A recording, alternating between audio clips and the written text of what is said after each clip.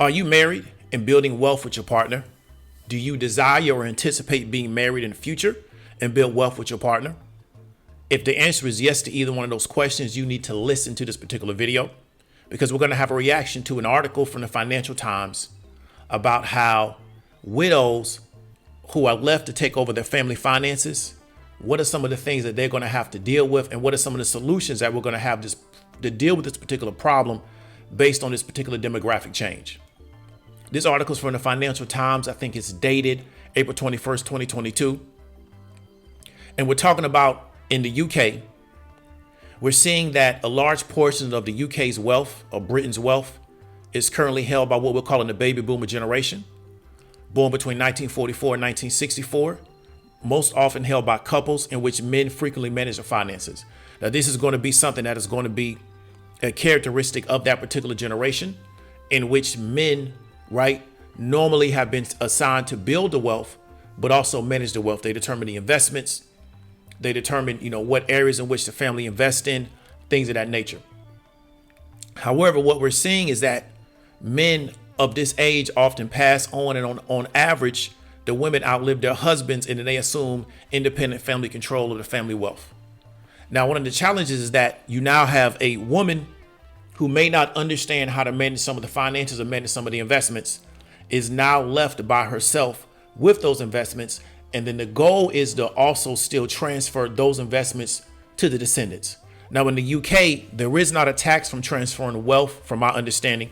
There's not a tax from transferring the wealth from partner to partner, but there is going to be a tax when you transfer the wealth from the parents to the descendants.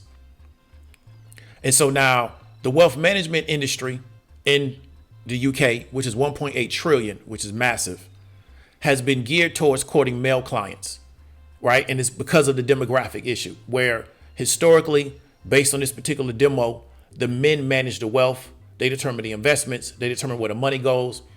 They often determine what businesses a family starts, things of that nature. And the woman's job is to support that. The challenge is now, because men on average that are married, they normally die before the wife is left. How does this financial services or wealth managers industry deal with these women? Because everything's been based around or geared around appealing to the man and serving the needs of the man and speaking in a language in which the man can understand.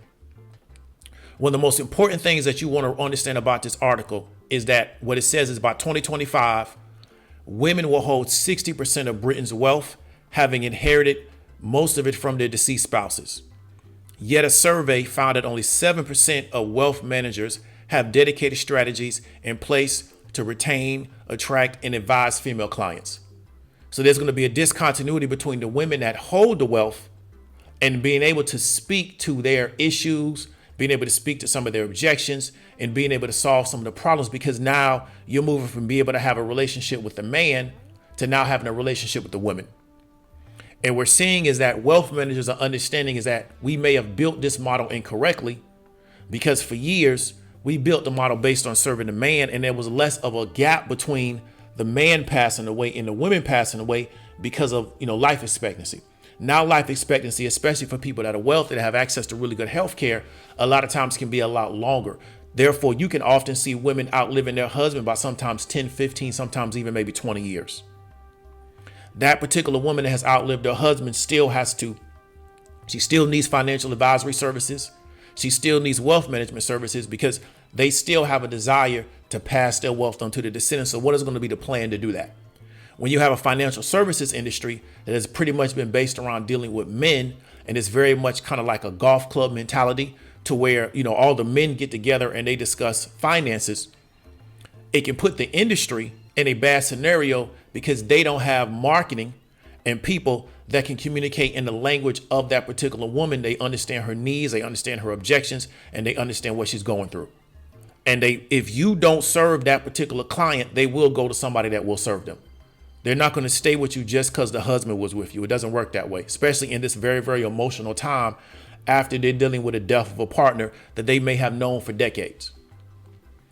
And this is why I really communicate to men is that, and I'll put my own social commentary on this real quick, is that when you're dealing with a woman and you are a man that desires to build an estate, things of that nature, You need to make sure she has a basic understanding of like how to manage finances. Because they get left in these scenarios. Men on average die before their wives. That's just how the numbers work. Therefore, if you marry a woman that has no understanding of how to manage finances on a basic level, when you pass away, it can leave her vulnerable to people that want to remove her from her money.